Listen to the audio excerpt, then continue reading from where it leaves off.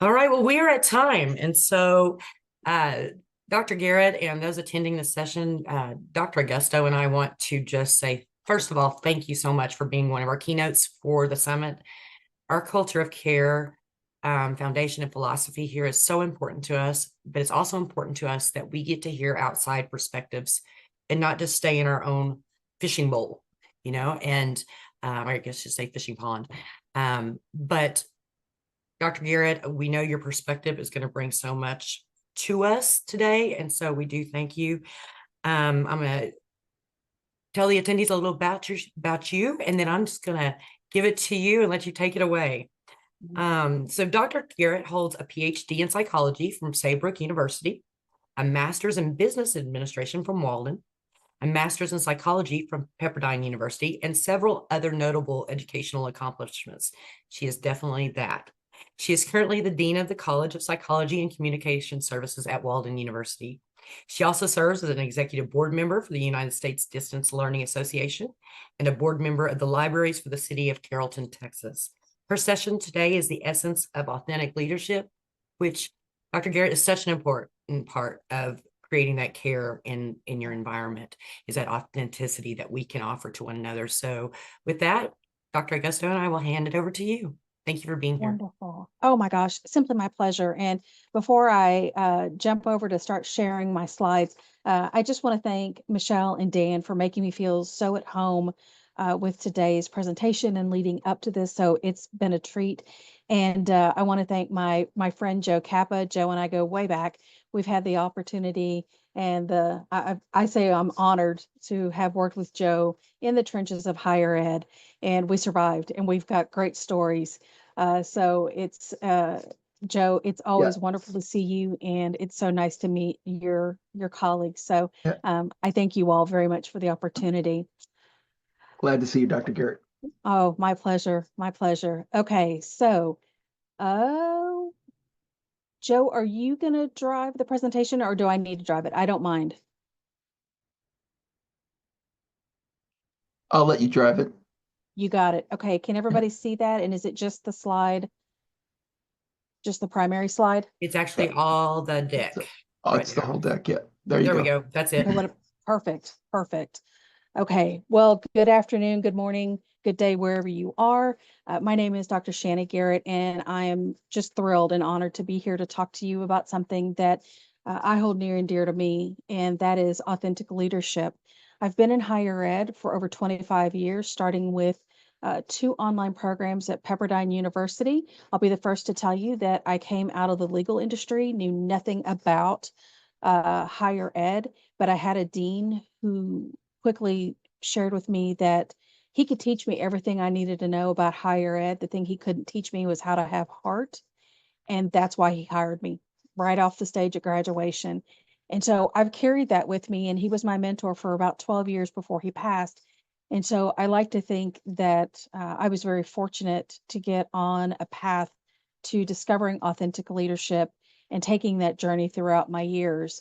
And so today, what I really wanted to share with you is just redefining or defining, if this is the first time you're really digging into authentic leadership, what that looks like. There are some pretty strong myths out there about authentic leadership, so we're going to talk about that. I'm going to share with you some of the components of authentic leadership because it's nothing really dynamic and fancy. It all resides within us. We're going to connect to some of your strengths as a leader. Let's really dig for some of those authentic connections that you have. And then I'm going to give you some examples and some takeaways of how you can shift into being a more authentic leader. So you're going, okay, well, Shanna, that sounds great. That sounds like we're going to cover a lot of ground, but what does that really mean? I want to dig in a little bit more and get some greater details around emotional intelligence, self-awareness, your personal and professional accountability, how to have an executive presence, how to lead a meeting, how to build an authentic team. All these elements come together to really bring forward your strengths and your individuality as an authentic leader. Okay, so the definition of authentic leadership, and I'm not going to read straight from the slide, you've got it, right? But it's about the styles and traits that you exhibit, usually high standards of integrity, take responsibility for their actions, make decisions based on principle rather than short-term successes. They also use their inner compass to guide their daily actions, which leads to consistency, credibility. You earn the trust of your teammates, your colleagues, whoever your shareholders are, the folks that you're working with. All of this comes together to really make a nice, approachable, positive, harmonious work environment, which we all know on some level that increases the productivity and the general morale of your team, right? But it takes work, right? So as we're kind of going through the slides today, my challenge to you is if something really strikes you, take a note, make a note of it, write it down, put it on a note on your phone, whatever. It's resonating for a reason, and it might be something that you need to come back to. It might be something that you want to reflect on, or honestly, if some point you want to have a conversation and say, "Hey, Shana, you mentioned this in this presentation. I want to know more." You and I can grab a virtual coffee and talk about it. I get that excited about authentic leadership. So that's my best advice for you today is if something resonates, capture it. Don't let it go. So when we talk about emotional intelligence, we all work in higher ed. We all have, a pretty good grasp on emotional intelligence, but I wanted to take it out of the textbook, so to speak, and just put it in everyday terms. So it's really about self-awareness. Do you understand your strengths and weaknesses? Do you really? Right? Like, have you done the work? Do you know where you're strong at and where you're weak at? I can tell you, and probably Joe Kappa can tell you, if you want something done in an Excel spreadsheet, I'm not your girl. That is not my strong suit, not by a long shot. But I have folks on my team that are fantastic on it, and they try, bless their hearts, they try to teach me. There's no hope, right? But I know where my strengths and my weaknesses are. My self management, my ability to manage my emotions. Let's be honest, some days it's great. Some days I'm pretty passionate about something or I feel pretty strongly about it. So having some understanding and some awareness of where those boundaries are. Social awareness. Are you ability to recognize your audience? Do you recognize their emotions, their reactions, and those dynamics? Some people might call that the political situation, right? We all have it. Higher ed institutions can have a lot, most organizations, let's be honest, have a culture of politics and varying dynamics and relationships and things of that nature, right? So your ability to be socially aware can really help you on a lot of fronts in your leadership. It can help with connections. It can help with collaboration. It can help build relationships. All of that comes into play, but you have to have the awareness of your audience and how they're interpreting and reacting to the information in order to take that information or that intel, if you will, to then move in the directions that you need to for your deliverables. And then relationship management. If nothing else resonates today, I hope it's this. Relationships are critical to your authentic leadership. Relationship with yourself, relationship with others, the feedback that you get, all of that. Relationship matters. It's not just about titles. It's about your ability to influence, coach, mentor, and in a lot of cases, resolve conflict, right? Because we all come from different perspectives. We've had different experiences. We're going to hold different opinions and thoughts about things. And sometimes that's great when it all aligns and it moves forward. But sometimes that doesn't happen. And so that's where you have to default to your relationships to work through it. And the more authentic you are with who you are and how you lead, the better chance you have of resolving that conflict quickly, effectively, and harmoniously. So let's talk a little bit about the myth of authentic leadership. Probably one of the first ones that I hear is, well, in order to be a leader, you have to be extroverted. Nope, right? I'm probably the most extroverted introvert I know. I know some folks that are over the top extroverted. They're absolutely fantastic. And I'm envious that they have that type of presence. That's not me, right? You get me in a group setting, I'm okay.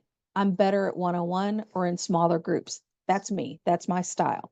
That's kind of unique for Texans, for those of you who know Texans and the reputation that we have, right? But not all leaders are good extroverts or even extroverts. As as a leader, you have all the answers. No, you don't. None of us do. None of us do, right? That's why we build amazing teams. That's why we create incredibly strong and collaborative and honest and authentic relationships, right? None of us have all the answers. Saying no to vulnerability. I hope by the end of our session today, I've encouraged you to take a couple of steps towards vulnerability. It's not a bad word. It's a scary thing, but it's not a bad thing. Being vulnerable is probably where you get some of your best information and feedback about how you show up for folks as a leader, how you present among your peers and your colleagues, but also who you are and how you present. There's more, right? Leadership doesn't equal authority. It doesn't. Leadership's about influence and it's about connections. It's not about titles. The other one I hear is leadership and management. They're the same thing. No, they're not. They're really two different things. To manage, you delegate. It's pretty much administrative and you're checking boxes. Leadership is more about being visionary and about influence and inspiring folks, right? So leadership and management are two different things. And then position determines leadership. Title doesn't make you a great leader. I don't know that title even makes you a leader, right? I know that's scandalous that I just said that, but when you think about it, think back to some of the folks that you have worked with and you knew that if they presented something in such a manner that you bought into it and you believed in it, you caught the vision, you caught the fever, you're like, this is absolutely fantastic. Were they always the leader, or was it one of your colleagues, or was it somebody else, or was it somebody that you looked to as a leader, regardless if they had the title or not? Like my dean back in the day, yeah, he had the title, right? But he was such a visionary. He was doing distance education in the 80s. He had a way about building community. He had a way about bringing people together. It didn't matter if he had the title of, head bookkeeper or dean. It was about who he was. And I would watch individuals that were one and two, or not, maybe even three levels above him on the hierarchy. And they would listen to him. They would follow his lead because he was just a natural, authentic leader, right? So leader and title doesn't necessarily mean the same thing. And so I wanted to share this quote because I felt like it resonated. I felt like it really, hit the point home, is that leadership's not about title or designation. It's about impact. It's about influence and inspiration. And that impact involves getting results and spreading the passion that you have for your work and the passion that you have in inspiring your teammates and your customers. And I would include that to your students. I don't know how many of you speak with your students on a regular basis. I'm assuming it's quite a bit. And if you talk to them at graduation, or if you're keeping in touch with them after the fact, I think one of the most amazing things about higher ed is that faculty, to me, are just, they're everything, right? You're the ones that are connecting with the students. You're the ones that are making that engagement happen. And you're the ones that are making a difference in their lives, whether you realize it or not, whether they ever circle back around and tell you the difference that you made. But for me, I see it on a daily basis. I see it at graduation. And me personally, I had not planned a career in higher ed. I couldn't get out of school fast enough. But I had two faculty members who made such an impression and an impact on me that 15 years after the fact, I went into higher ed. So and it was all faculty, right? It was an adjunct. It was a core faculty member. And so faculty really have, in my opinion, a command and a leadership in the classroom that doesn't necessarily come with your title, but the presence is there. So we all have that ability. One of my favorite slides, and one of the ones that I get feedback on, is good boss versus bad boss, right? And I'm going to give you a moment to look at some of that, because we're going to talk in a minute about traits and what's incredibly important. And those traits quickly pile up to either put you in the category of being a good boss or a bad boss, right? So good boss is a good listener. They encourage you. They're courageous. They have a sense of humor, decisive. They take responsibility. They share authority. They're humble, right? A bad boss, uh, they're pretty secretive. They can be intimidating. They probably have a temper. It's all about them. They're all about the victory, right? Blames. Uh, there's not a lot of trust going on. They can't make a decision, or they make a decision without anybody's input, right? You kind of get the picture. You can quickly see the difference. And then my challenge for you is look at that list and go, okay, I'm going to pick three. Which category do I fall in? Am I pretty much good or bad? Right? A little bit of a gut check. And nobody has to know but you. So here are the components of authentic leadership as we're talking about traits. So it's about self-awareness. It's about inner sense of right and wrong, considering multiple perspectives, encouraging feedback.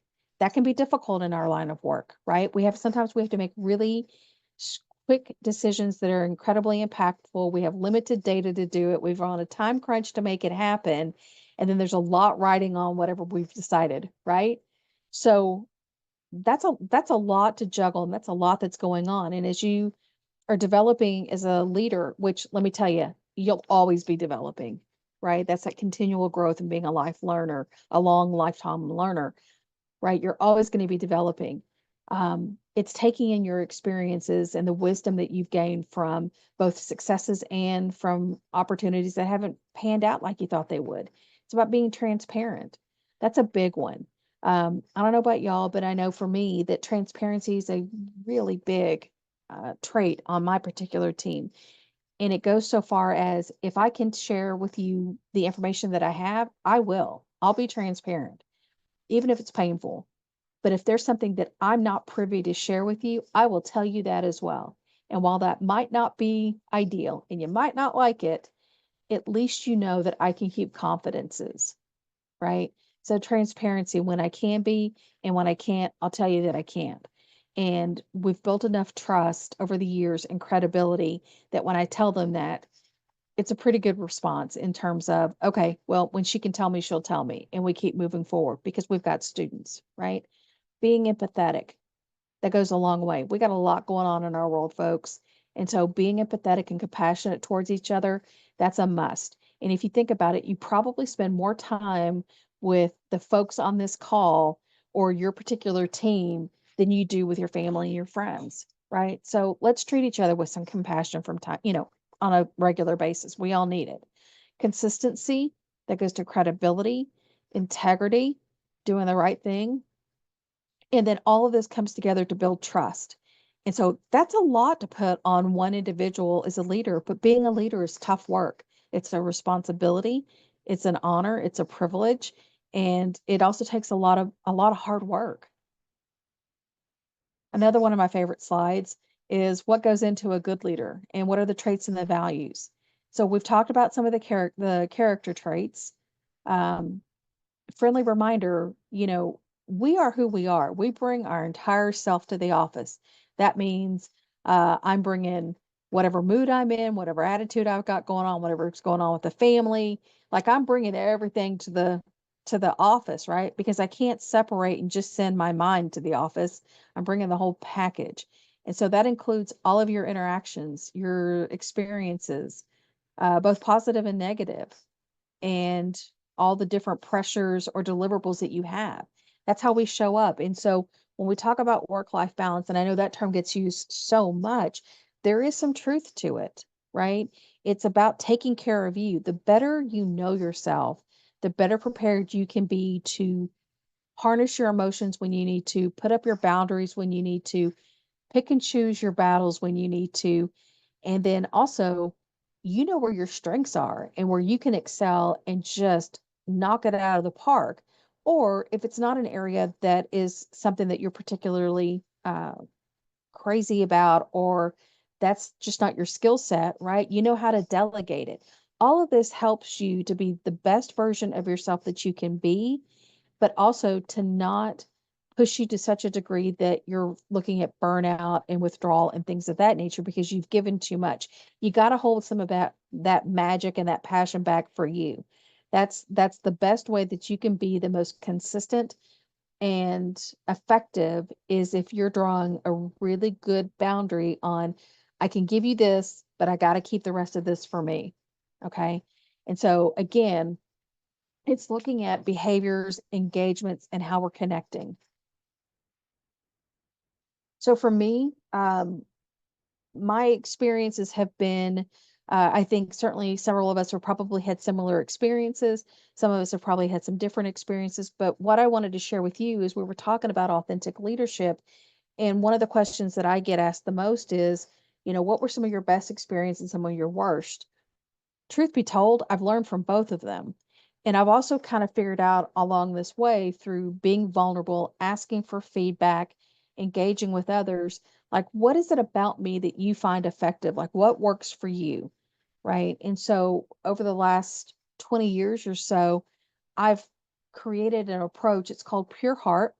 And before you think, oh, it's some warm and fuzzy kumbaya type, fuzzy approach, not really. It's about coming from a place of having just a pure heart and wanting to help others because that's the right thing to do, right? I'm all about helping you do whatever you need to do, not because it benefits me, but because at some point in time, if I need help, I know you're going to come help me, right? It's about helping each other. It's not about competition. It's about genuinely helping each other because truth be told, at the end of the day, it's our students that benefit from all of us working together. But it's also from being from a pure heart perspective, I've also learned some things that I'm going to share with you that help me to streamline my approach, focus in on my strengths, recognize where I had opportunities and gaps and weaknesses, what I could do about it, but also how to hold boundaries and how to approach a manner where, I'm here to help, I'm here to be invested, but I'm also going to do that to um, maintain what I've got going on in my approach, if that all makes sense. So it's one of those where there's a couple of different things that came together, and that's how I showed up here. So as Michelle noted earlier, my background is psychology, and I know from time to time folks have said, "How in the world do you have degree in psychology and you work in higher ed?" And my immediate response is with my sense of humor, which is it just, that's who I am. I'll say, have you ever been in higher ed? And for those that do, you kind of laugh and go, yeah, I totally get it. And others, they don't. But that's me, right? I do like to laugh. I do like to have fun at what we do, but I can be serious and very focused when it calls for it. But that's me. That's my style. So I tend to lean on a couple of psychologists, if you will, because I just appreciated their thoughts and approach. And I think after I share some of this with you, I think you'll see the connection that it has with leadership. So that's I call it my three wise men: Carl Rogers, Albert Bandura, and Maslow. And I think probably most are familiar with Maslow and then Rogers and then Bandura, maybe, right? Some key authentic leadership techniques, and I'll share some of that a little bit later on, and then a mindful practice. And I just, after doing enough assessments and feedback and mentoring and leadership series and things of that nature, I thought, gosh, this is who I am and this is how I approach things. And it's comfortable for me and it's working for me. So when you're when you're doing your own professional development and you're looking at things in particular as you're developing your authentic style, be true to you. Don't promote somebody else's narrative. Figure out what yours is, because I promise you, somewhere, somehow, your authentic approach is going to resonate with somebody and they're going to be like, oh my gosh, this person totally gets me. Right? Because there's enough similarity and commonalities in what we do that it services all. Like the dean I've referred to before, he was absolutely fantastic in how he and I connected because we had certain things in common.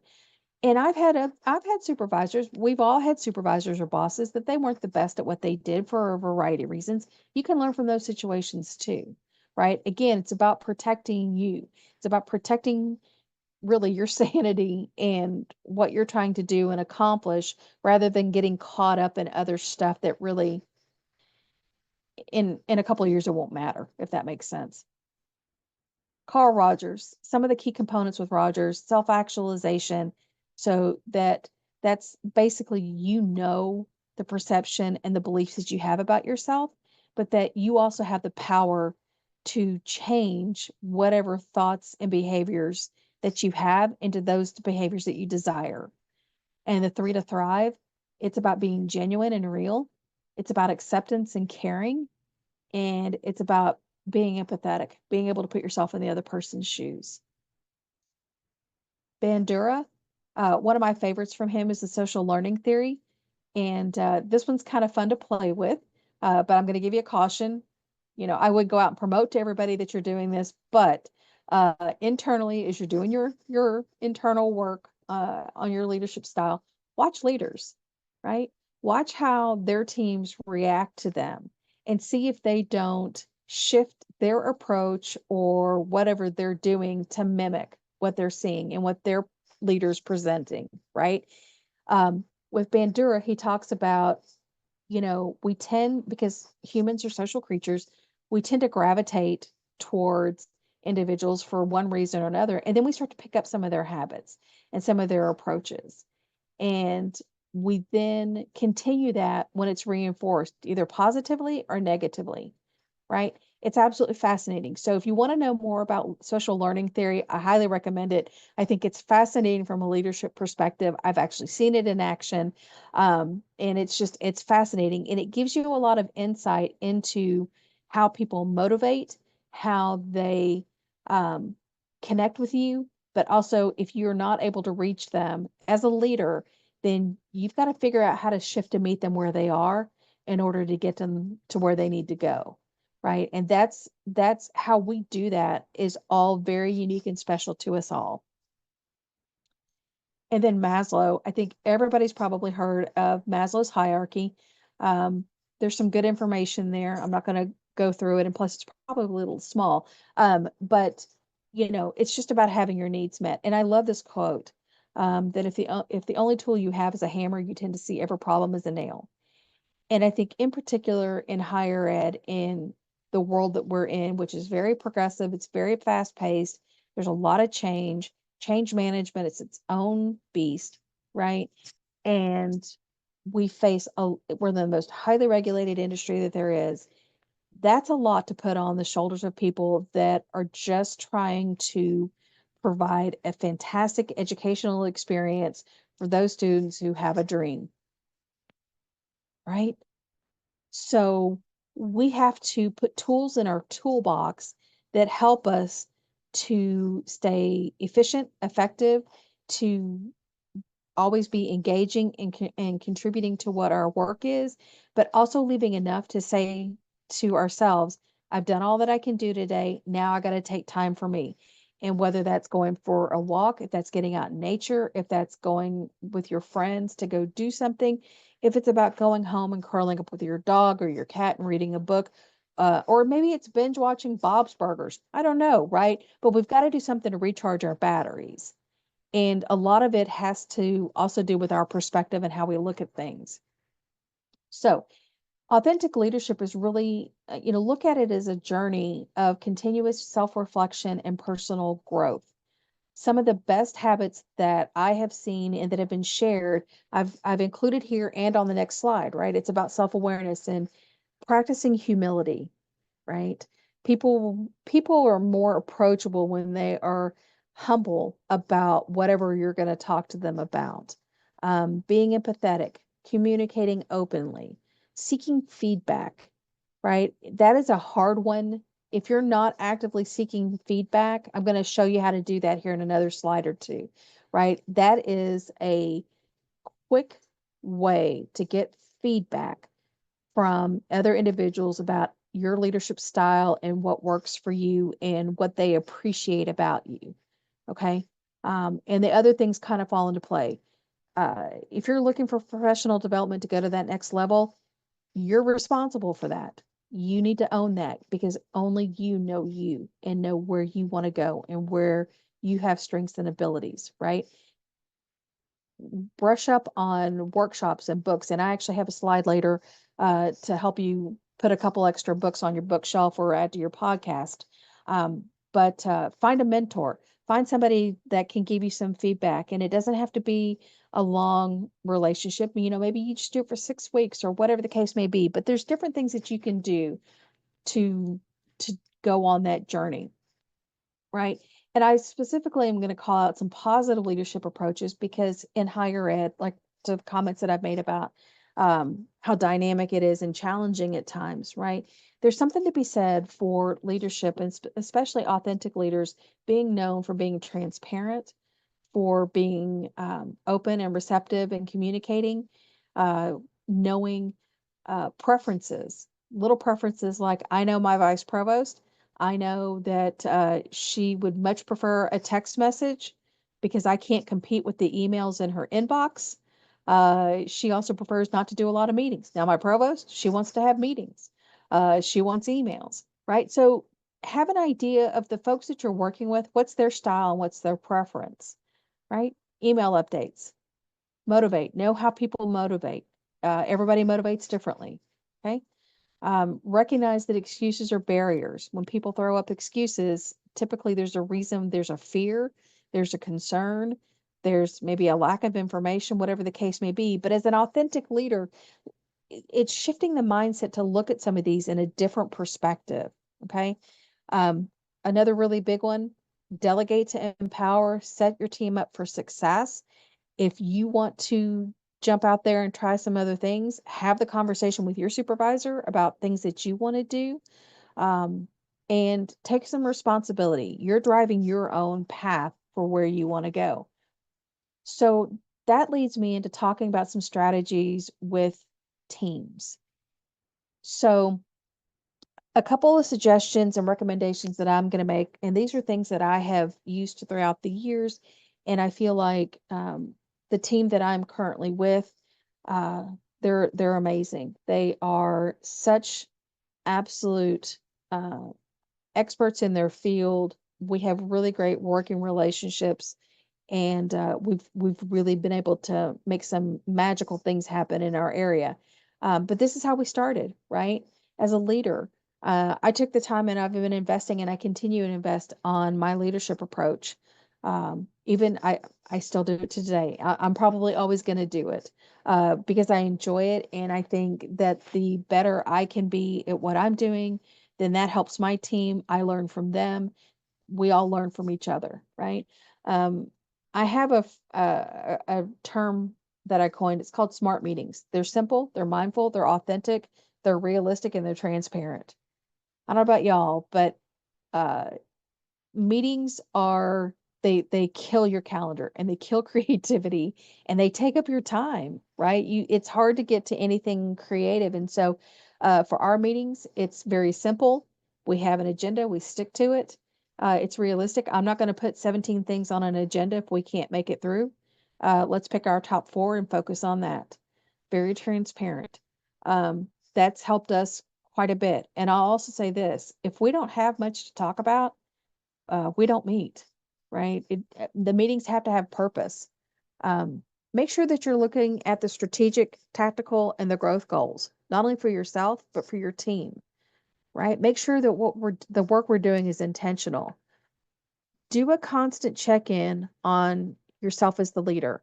Anytime I present to my team, I'll always ask them, "Hey, how did that go? What could I have done differently?" And I'm not looking for positive praise. Like we've been doing this long enough with my team that if I'll say, "Hey, how they do," they'll tell me. They're like, "Oh man, Garrett, you really did you not have enough coffee today? I mean, what happened here?" Right? I mean, that's the kind of relationship that we have because that's my style. I'm pretty pointed and direct at times, and I appreciate that back. I don't need some of the warm and fuzzy at times. So figure out what works best for you and then get into a routine of asking either your colleagues, your peers, your supervisor, or your team, just do a gut check. How am I doing? What could I have done differently? What do I need to learn? What am I missing? Right? What are my blind spots? And then invest in your development. Nobody's going to care about your development to the degree that you want except for you. So you be the leader of that. So here's my suggestion on your teams. How well do you know your teams? Do you? What are the commonalities that you have? Do you know? If you don't, please do, right? What are the deficits on your team? I know where my team is strongest. I know where we have huge opportunities, and I've hired around that, right? It's just strategy 101. You're building the best team that you possibly can. I also know where my team wants to go. It's if they want to be a dean at some point in time, I'm investing in that, right? There should always be some type of career succession planning going on, whether you're an adjunct, whether you're faculty, whether you're staff, whatever the case may be, always be looking down that road. And quite honestly, folks, if you're not wanting to move up, or if you're looking to move over, or if you're really happy with where you're at, be the best version of yourself that you can be, right? Know that about yourself and then work on that. Do you know where they want to go with their careers? If you do, great. If you don't, that's a great conversation to have. And what's their passion? Where do they motivate? I have some folks, they are all about relationships. They could care less about data. Give them folks to talk with, and they are fantastic. I have others that if you gave them, 2,000 files of data points to analyze, they think it is Christmas morning. They are super, super excited. That's all they want to be. Don't talk to them about anything else because they are happy. But know where your team motivates. Know how you motivate. Know what drives you, what gets you fired up, what gets you empowered, right? Do the work to kind of figure out what that looks like. So here's another slide that I think you might find helpful, and that's creating relationships. In the very beginning, I said it's all about relationships, right? So as a team, set strategic goals. I do that with my team. We set our own goals, and then we have other goals that are set for us. And we try to make sure that they are, in harmony for the most part. We build upon the strengths of the team. We know where our gaps are. We work around that, or we bring in folks to help, whether that's externally, whether it's putting in a new position, whether it's building positions, um, or if we have to pick up and carry something for somebody else or whatever the case may be. Um, Look beyond your immediate team for solutions.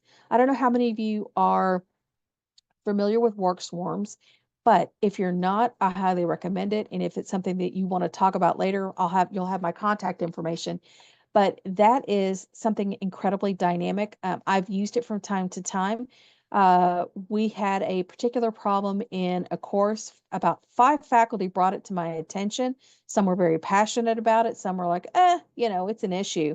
And so what I did was I brought together that team, probably about 8 people. I set an agenda and I said, here's the problem, but talk to me about the problem and then talk to me about the solutions. It was a one and done. We all came together, everybody talked about it. We figured that same group that complained about it, we figured out the solutions. We came up with some strategies, converted them into action plan, and we had changes happening within 2 terms. That team's never gotten back together because we didn't need to, right? But that couldn't be, I mean, could it have been solved with my immediate group? Probably, but it wouldn't have been as authentic as going to the actual individuals that were having to live it every single day. And that was my faculty, right?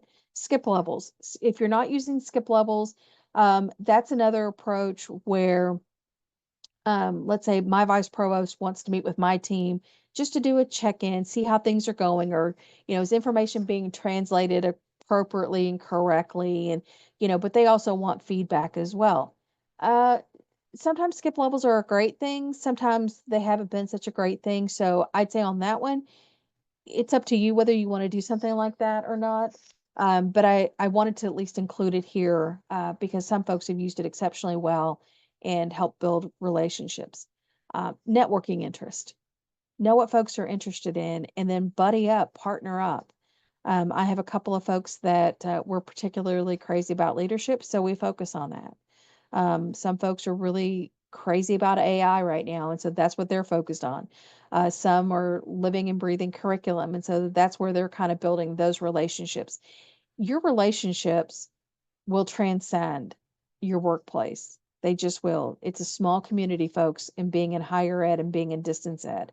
It's a small community. And so you never know where you're going to meet somebody and your relationships are going to continue. I am still in touch with the first doctoral students I ever worked with, and that's been 25 years ago because they've hung out in higher ed. So realize and recognize that relationships are impactful. They're very meaningful, and where you have opportunities to network, do so.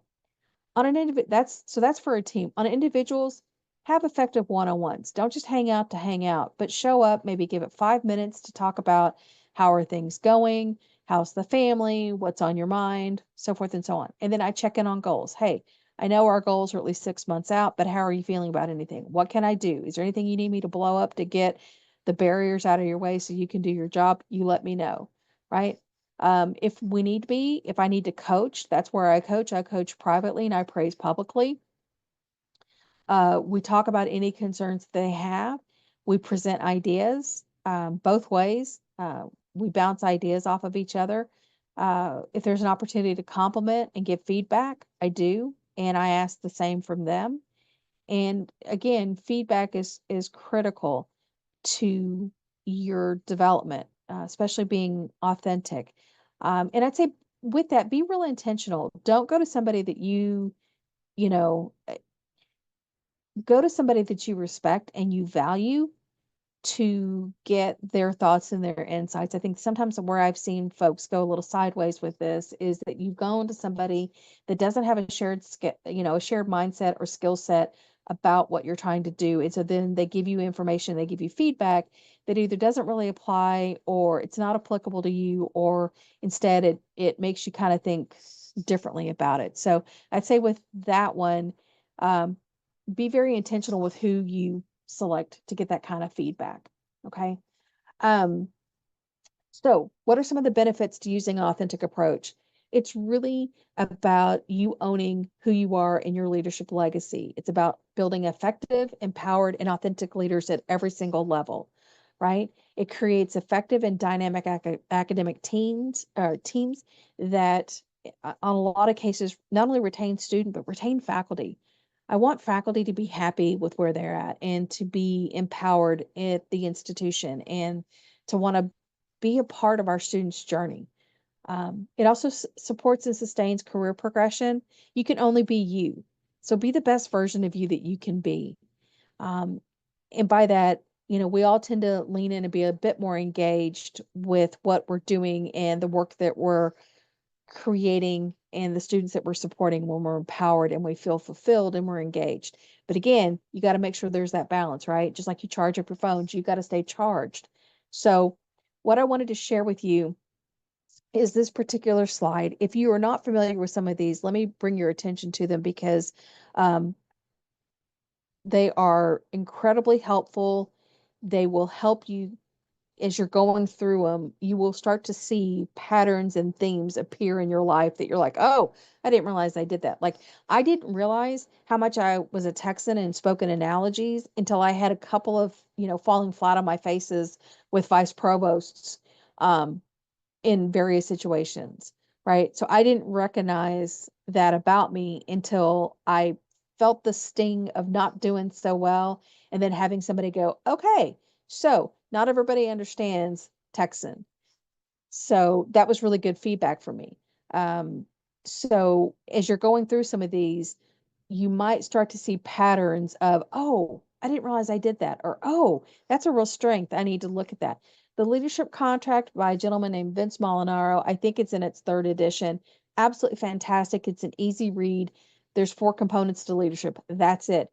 Fantastic book. I highly recommend it, whether you are uh, you're the only person on your team or you're leading a team. It's applicable. It's a good, easy read.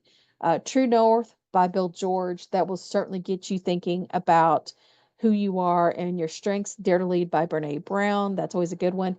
Jeffrey Buller, anything by Jeffrey Buller about positive academic leadership. He does a beautiful one on change management, leadership, and higher ed.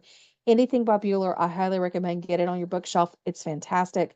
Bill George again talking about authentic leadership. 2 podcasts that I would put in your library. Anything by Harvard Business Review on leadership. Pick it up. It's a great way to hear about the latest and greatest topics on authentic leadership or leadership in totality. And then the Courageous podcast by a dear friend of mine, Ryan Berman. Wow. He he is out doing a lot about leadership and courage for some pretty big names. I mean, NFL teams, things of that nature. Ryan is very down to earth. He's very authentic, and I think you'll appreciate his authentic approach as well. So if you want to know more, I probably have at least 30 to 40 more books that I could recommend, but for the sake of time, I won't bore you with that. But this is me. This is my information. I'm out on LinkedIn. I try to post pretty regularly, but however I can be of service, or if there is anything that you want to talk about or brainstorm about, reach out to me. I'm happy to engage in any type of conversation that helps you along your journey. So Dr. yeah, so Garrett, I'll start. Yeah. that was fantastic. And, Oh, and good. such a founding part of what we are with our culture of care and that authenticity. And some of the things that resonated today that have come up has been throughout several sessions that I've been at today. And, that honesty, being willing to say, Yeah. I don't know, being willing to say, I'm here to support you. And so thank you so much for adding to our toolbox. That is so Oh, greatly appreciated. I do want to let the attendees know that we will be putting the link in for all the sessions that are coming up this next hour. But Dr. Garrett is actually going to be also doing a flash session for us about imposter syndrome that'll start in this room in about 10 minutes. So if you would like to attend that one, you're welcome to stay in the room. Or again, we'll put that link so that you can get back to the website to look at some others that are coming up. But again, I didn't see any questions, just all kinds of wonderful comments about your session, Dr. Garrett. So again, can't thank you enough. Dan, do you have anything you'd like to add before we wish everyone well? Nope. I do have one question, but probably not enough time to fire it out. We got So, 3 minutes. We got 3 minutes. yeah, go for it. well, okay. Do you see any unique differences in a distance approach as opposed to face as it relates to authentic leadership? Oh, Dan, great question. Yeah.